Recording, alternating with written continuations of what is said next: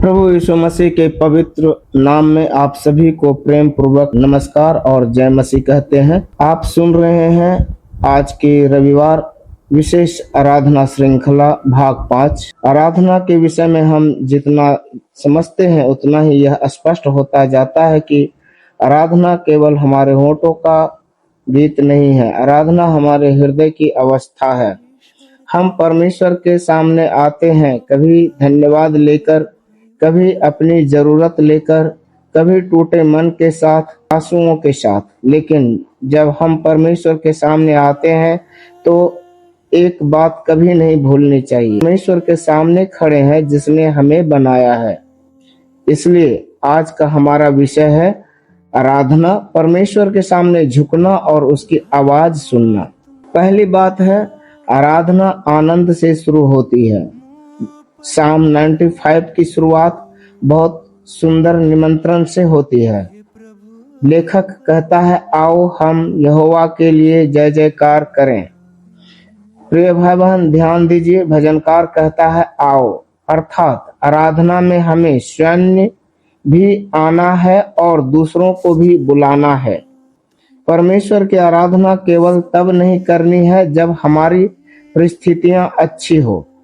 यदि सब कुछ ठीक है तब भी आराधना, यदि परिस्थिति कठिन है तब भी आराधना, यदि प्रार्थना का उत्तर मिल गया तब भी धन्यवाद, और यदि उत्तर की प्रतीक्षा है तब भी विश्वास के साथ आराधना। सच्ची आराधना परिस्थिति पर नहीं, परमेश्वर पर निर्भर करती है। सेकंड थिंग्स, आराधना में हम परमेश्वर की महानता को पहचानते हैं।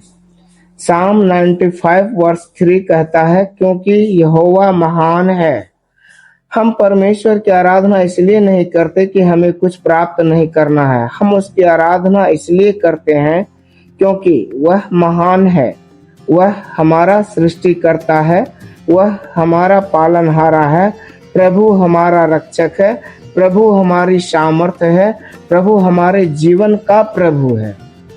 जब हमारी दृष्टि अपनी समस्याओं से हटकर परमेश्वर की महानता पर जाती है तब हमारे भीतर की घबराहट बदलने लगती है। समस्या बड़ी हो सकती है लेकिन हमारा परमेश्वर समस्या से बड़ा है।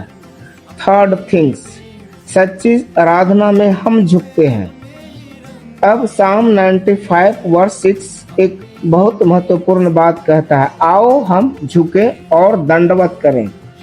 यहाँ आराधना का दूसरा पहलू दिखाई देता है। आराधना केवल हाथ उठाना नहीं, आराधना केवल गीत गाना नहीं है। आराधना का अर्थ है अपने अहंकार को परमेश्वर के सामने झुका देना।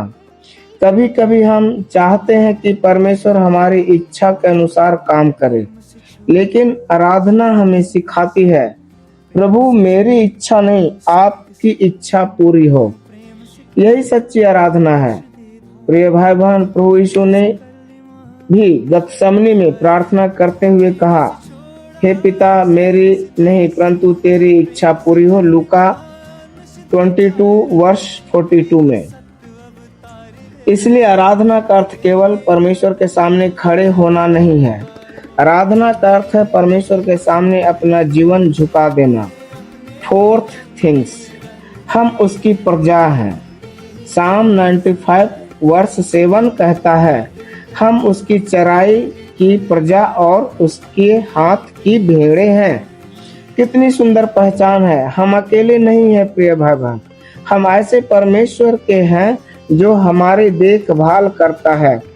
जैसे चरवाहा अपनी भेड़ों की देखभाल करता है, वैसे ही हमारा परमेश्वर हमारी अगुवाई करता है। साम 23 वर्ष 1 भी कहता है, यहोवा मेरा चरवाहा है, मुझे कुछ घटी ना होगी। इसलिए जब हम आराधना में आते हैं तो हमें याद रखना चाहिए, मैं परमेश्वर का हूँ। मेरी परिस्थिति बदल सकती है, मेरी आर्थिक स्थिति बदल सकती है, लोगों का व्यवहार बदल सकता है, लेकिन मेरा चरवाहा नहीं बदलता। फिफ्थ थिंग्स, आराधना में परमेश्वर की आवाज सुनना भी आवश्यक है। साम 95 7 के आगे एक बहुत गंभीर बात आती है। भला हो कि आज तुम उसकी बात सुनो।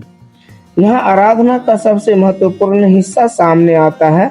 हम परमेश्वर से बोलते हैं, लेकिन क्या हम परमेश्वर की आवाज भी सुनते हैं? हम गीत गाते हैं, लेकिन क्या हम उसके वचन को सुनते हैं? हम प्रार्थना करते हैं, लेकिन क्या हम उसकी इच्छा स्वीकार करते हैं? आराधना केवल परमेश्वर से बोलना नहीं, परमेश्वर की बात सुनना भी है। कभी कभी हम आराधना में अपनी समस्याओं की सूची लेकर आते हैं, लेकिन परमेश्वर चाहता है कि हम कुछ क्षण शांत होकर उसकी बात सुने, उसका वचन पढ़ें, उसकी इच्छा खोजें, अपने जीवन को उसके अनुसार बदलें। सिक्स्थ थिंग्स, अपने हृदय को कठोर ना करें। साम 95 वर्ष 8 में चेतावनी दी गई है, अपने मन को कठोर ना करो। यह बहुत गंभीर बात है प्रिय भाई बहन। परमेश्वर बोलता है, लेकिन मनुष्य कई बार सुनता नहीं। परमेश्वर कहता है क्षमा करो, हम कहते हैं मैं नहीं करूंगा। परमेश्वर कहता है विश्वास करो, हम कहते हैं मुझे डर लगता है। परमेश्वर कहता है मेरे मार्ग पर चलो, हम कहते हैं मैं अपनी इच्छा से चलूंगा।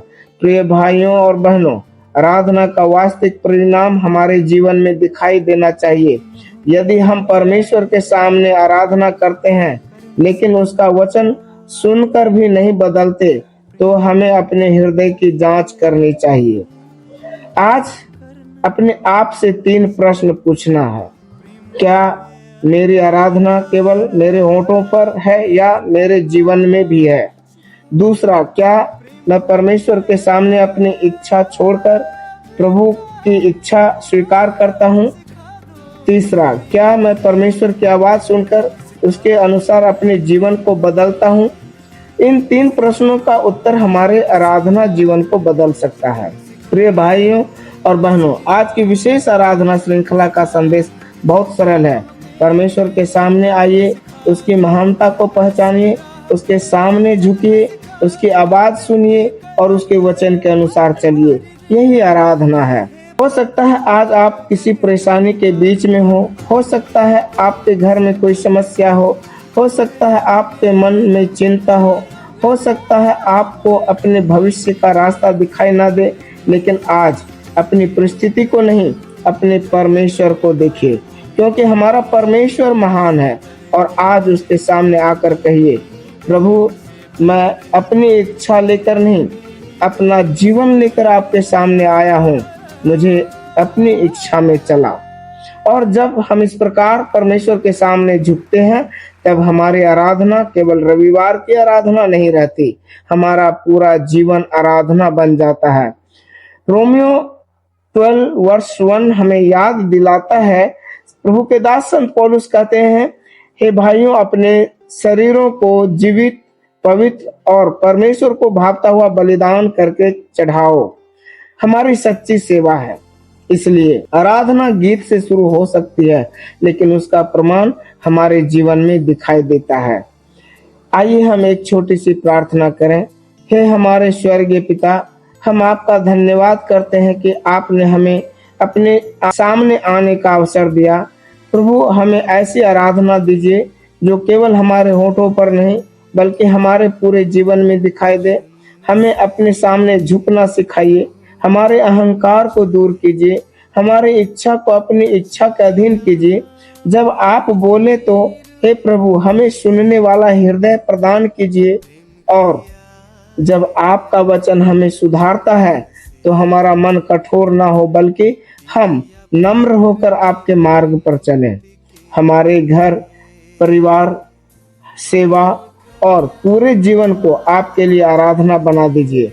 प्रभु यीशु मसीह के नाम में प्रार्थना मांगते हैं, दया से सुनिए और स्वीकार कीजिए। आमीन, आमीन। एक बार फिर से हम नेक्स्ट श्रृंखला में मिलते हैं। तब तक परमेश्वर आप सबों को आशीष दे। धन्यवाद और जय मसीह।